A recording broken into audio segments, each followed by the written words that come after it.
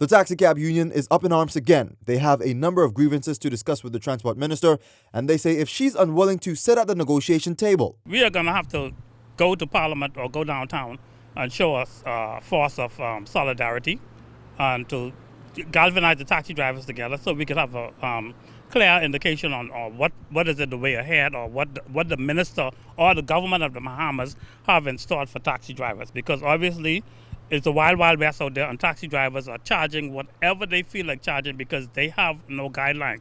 That's taxicab union president Wesley Ferguson. His list of grievances include: with all the taxi plates in the industry now, we still are still in this quagmire that taxi drivers are going home with basically nothing, even on Thanksgiving. The taxi drivers have very little to give thanks for. No one has a clear indication on what the taxi rate is from point A to point B, or from the airport to their resort.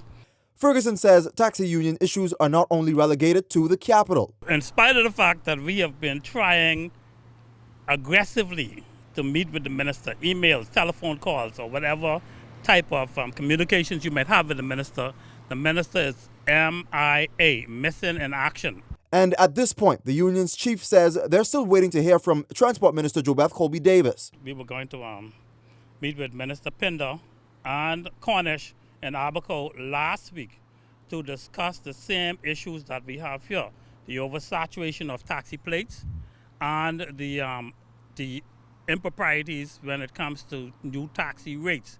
And we met with Bakers Bay. We met with representatives from Winding Bay, representative from Abaco Beach Resort, and several other leading resorts in Abaco, and all of their concerns were the same. The taxicab union president claims government is negligent, and he's hoping they'll have a change in their operational procedures. It's a wild, wild west out there, and taxi drivers are charging whatever they feel like charging because they have no guidelines.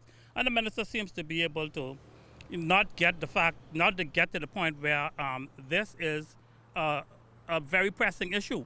And it is a simple issue because when it comes to the raise in taxi fares, you are talking about that money doesn't come out the public purse.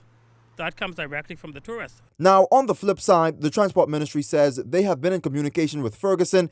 In fact, an email dated November 7th was the last communication the minister's office sent to the union president for a meeting, but they say he has yet to respond. Jose Etienne, Eyewitness News.